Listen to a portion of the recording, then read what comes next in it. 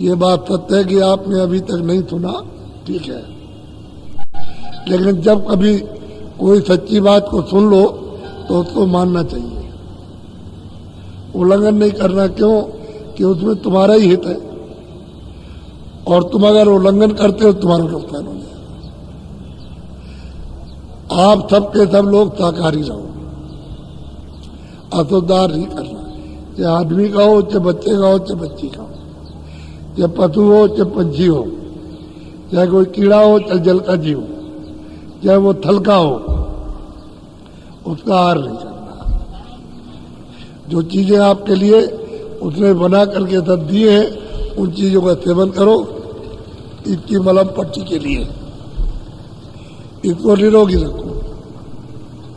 असुदार करोगे तो इसमें मतलब तरह तरह के कीटाणु पैदा हो जाएंगे और तरह तरह की बीमारियां, फिर तुम चाहे जितनी दवा खाओ वो दवा काम ही नहीं करेगी।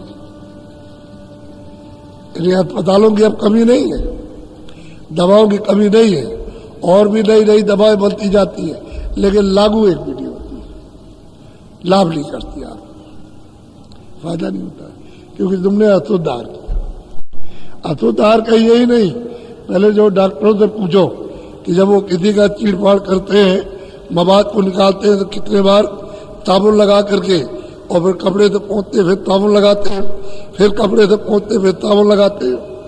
भाई उनसे पूछा गया व्यक्तियों कि भाई कीटाणु आ जाएंगे, तो तुम अशुद्ध आहार करोगे तो सीधा तुम्हारे खून में कीटाणु पहुंच जाएगा, बीमारियों का भंडार खुल जाएगा। तो शुद्ध आहार करो, सब्जी है, फल है, दूध है, घी है, अनाज है। आपको भूख लगे दिन में आप 10 बार खाओ, 20 बार खाओ।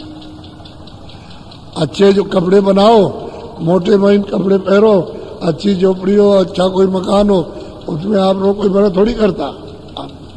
हम तो साधु बना नहीं रहे कि चलो भाई खेती करो, दुकान करो, 70 का काम करो, उसको करो आप, लेकिन ईमानदारी मेहनत के साथ करो।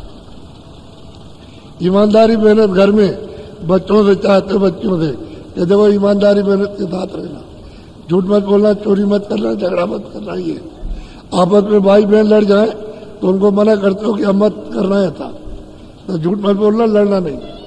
तो ये सब सिखाते हैं आप, तो महात्मा सबको सिखाते हैं, उनके लिए तो सभी बच्चे, जो अबोध है वो सभी बच्चे, सभी अज्ञानी है, सबको सिखाते हैं कि काम मत करना, लेकिन आप उस काम को करते हो तो शाकाहारी रहो। हमने तो कुछ ऐसी बात नहीं की कि आपको कोई तकलीफ हो जाए, भाई आराम से रहो आप, और शरीर को स्वस्थ रखो, और इसमें कुछ मजा है नहीं। वो भी तुमने देख लिया, गृहस्थी में 2 बच्चे पैदा किए, 4 किए और 10 कर लिए और सब देख लिया, तो उसमें तो कोई और मजा होने वाला नहीं, तो उसमें तो कुछ और निकल आएगा। तो आपने सब देख लिया अच्छी तरह से, कुछ कोई आनंद नहीं। अब आप उनसे परेशान हो गए कि अब खर्चा कैसे पूरा करें, 10 हो गए, लड़कियां अलग हो गई 5, और 5 बच्चे हो गए, तो मतलब उसकी बात शादी के लिए रुपया पैसा, उसके लिए अलग चिंता, उनको अलग, उनको सुनाते तो बड़ी हो गई, और तो क्या तूने हमारे घर में जन्म लेना था, तो उसको सुनाते वो दुखी, भाई अलग दुखी है कि कुछ बचेगा नहीं तो हमको मिलेगा क्या, तो तब परेशान सकते था, उसमें भी कोई मजा नहीं, तब किसी में मजा नहीं है, यहाँ है ही नहीं आनंद, और तुम उसी में ढूंढते रहते हो, उसी में खोजते हो। ये तो धोखा है, मूर्खता है। शाकाहारी रहो, तो दार करो, जैसे 2 दिन के लिए, 4 दिन के लिए आप आ गए, तो अभी 4 दिन के बाद या 2 दिन के बाद या 1 हफ्ते बाद आपके घर चले जाओ। तो किस लिए आए हो? सत्संग सुनने के लिए, कि हम कुछ भी इधर उधर होते हो और भूल चूक होती हो तो अपने सुधार लें, तो सुधार के लिए आए, और भजन में ताकि हमारी लगन और तेज और जोर शोर से हो जाए और हम भजन करने लगे। फिर हम सफाई शुद्धि के लिए, कि हमारी सफाई शुद्धि हो जाए, जो कुछ हमने किया है हम लाद रखा, तो दया हो जाए, कृपा हो जाए, तो जल्दी से साफ हो, इसलिए आते हो, फिर चले जाते हो। तो आना जाना, ये तो कोई ऐसी रिश्तेदारी में भी तो जाते हो। अरे घर से आदमी बाहर जाता है, चलो बम्बई अस्पताल है, वहाँ डॉक्टर बहुत अच्छा है, यहाँ बीमारी ठीक नहीं होगी, तुम वहाँ ले जाते हो और 2-2, 4-4 महीने लगा देते हो। अरे भाई ये तो आत्म बीमारी है, जीवात्मा मालिक से भी छुट गई, सबसे बड़ी बीमारी है कि वो कैसे अपने घर जाएगी, उस मालिक को कैसे प्राप्त करेगी। तो वो तो किसी महात्मा के पास में जो इसका वेद जानता, जो डॉक्टर है, जो वैद है, वो आपको बताएगा जो सब। इसलिए अच्छा कार्य लो। और कपड़े के लिए मना किया नहीं, अनाज सब्जी फल दूध घी के लिए मना नहीं किया, मकान के रहने के लिए, काम काज खेती दुकान दफ्तर मजदूरी के लिए मना नहीं किया।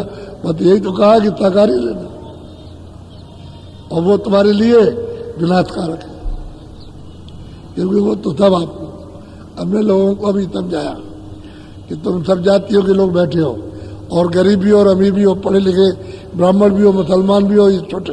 अगर ये बताओ तुम्हारी उंगली काट दी जाए, एक का पैर काट दिया जाए, मुसलमान का इसकी टांग काट दी जाए, किसी का कान काट दिया जाए, किसी नाक काट दी जाए, तो तुमको दर्द होगा कि नहीं होगा? बोलो, होगा दर्द। अब ये बताओ कि यही तुम्हारा मन, यही तुम्हारी बुद्धि, यही तुम्हारा चित्त, और यही तुम्हारे प्राण, और यही तुम्हारी रूह, यही सूरत, यही जीवात्मा अभी रात को निकाल करके और उसमें बंद कर दी, उस मुर्गे में, उस बकरे में बंद कर दी, उस सांप में बंद कर दिया जा करके, और फिर तुम उसकी पूंछ काटो, तुम उसके मतलब है कि पैर काट डालो उसकी, तो बताओ तकलीफ होगी कि नहीं? तो जीवात्मा तो यही है, मन यही, बुद्धि यही है, चित्त यही, प्राण यही। ये कैसे समझ लिया कि उसको तकलीफ नहीं होगी? ये तो समझना चाहिए कि तुम ही तो पहुंचाए गए वहां, ऐसे तो वहां पहुंच नहीं गए। तो मिल गई सजा, तो सजा भोग रहे। तुम्हारा अधिकार उनको मारने का नहीं है, चाहे पशु हो चाहे पंछी हो, कोई हो। उसकी बनाई हुई चीज तुम बिगाड़ नहीं सकते हो, वो बनाएगा, जिसने बनाया वो अपने आप बिगाड़ेगा। तुम उसके बीच में ठेकेदार क्यों बनते हो? तो फिर आपको सजा मिलेगी। तुमने बनाई हुई हमारी चीज को बिगाड़ दिया, तुमको सख्त सजा मिलेगी। तो बताओ उसकी सजा से बच जाओगे? तुम्हारे पास कौन सा इलाज है? ये आपको बताया जा रहा। इसलिए साकारी लो, जीवात्मा पर रहम दया करो जितना बन सके। एक दाने का बन जाए सुधार जाएगा, नहीं बन सकता, तुम्हारे पास सामर्थ्य नहीं तो कुछ मत करो, दुख मत दो। सीधा सीधा काम है। एक दिन मैं जा रहा था इधर, एक बैठा उस पर बोझा लदा तो मार रहा था। तो हमने पूछा, हमने भाई क्यों मार रहे? तुमने सोचा है कि बुखार तो नहीं चढ़ा? कि हाँ, ये तो मैंने देखा कि पानी नहीं पिया और कुछ खाया नहीं, तो तुम बोझा इतना लाद के जा रहे, और 10 डंडे दे उसके मुंह में और 10 उसकी टांग में, तो बेचारा क्या कह सकता? तुम मार लगाते हो। अगर तुम्हारे ऊपर बुखार चढ़ जाए और 2 बोरे ला दिए जाए, तो बताओ तुम ले जाओगे? क्या लेंगे? नहीं। तो हमने फिर खोलो, दूसरा ले आओ तुम्हारी। तो उसने खुदा के हाँ तकलीफ है बड़ी, जैसे तुम हो वैसे वो है। तुमको इसमें बंद कर दिया है और फिर तुम्हारे ऊपर बोझे ला दे जाओ 10 डंडे, बताओ क्या होगा? ये बात बिल्कुल सत्य है। महात्माओं ने सबको देखा, तब आपको ये बताया। फिर ये बीड़ी और हुक्का तो पियो, मैंने तो कभी पिया नहीं है, लेकिन आपको मना नहीं करता हूं। किनको? जो पीते हो। हुक्का बीड़ी मना नहीं करता, लेकिन जो लड़के और लड़कियां या कोई आदमी बड़ा छोटा, उसको कोई अगर नहीं पीता है तो कभी मत पीना। आप कभी पीजिएगा नहीं, जो पीते हो वही पी लो, वो कोई अच्छी चीज नहीं है। लेकिन आप कोई बात नहीं सुनते हो। कितने लोगों से मैंने कहा, अरे भाई क्यों ये तुम तम्बाकू खाते हो और इससे तरह तरह की बीमारियां हो जाएंगी, तरह तरह की बीमारियां होने लगी। शिकार हो, अब वो कहते हैं महाराज अब तो कैंसर हो गया, अब कैंसर हो गया तो अब क्या करें? हमने तो पहले तुमको मना किया था, बहुतों को मना किया, बड़े अकड़ के हमको तम्बाकू खाना मना करने आए। अब मना थोड़ी कर रहे थे, अब भाई तुझको तकलीफ हो जाएगी तो फिर पीछे से तो दुखी होगा, अब क्या होगा? इसलिए सोच रहे थे कि भाई तुझे तकलीफ ना हो, लेकिन अकड़ गए। अब आए, कहते हैं दवा, अब तो हमने छोड़ दिया। हमने कहा छोड़ने तो क्या होता, अब क्या, जब तुमने बात नहीं मानी। इसलिए हुक्का बीड़ी पियो, ऐसा कोई नशा मत करो कि तुम्हारी बुद्धि पागल हो जाए। हमने देखा अपनी आंखों से कि नशा करके अपनी लड़की के ऊपर हाथ चलाते हो। और बात तो छोड़ दीजिए, ना अपनी लड़की ना दूसरे की, ना इसकी लड़की ना उसकी लड़की, और गाली गलौज अलग करोगे, मारपीट अलग करो, क्या फायदा।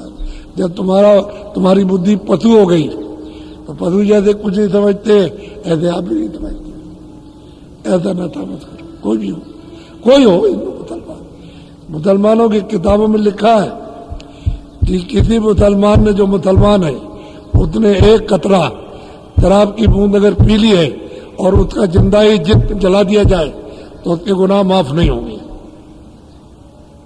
रामायण में लिखा है कि गंगा जल के घड़े में गंगा जल को ला करके और उस पर एक नली लगा करके और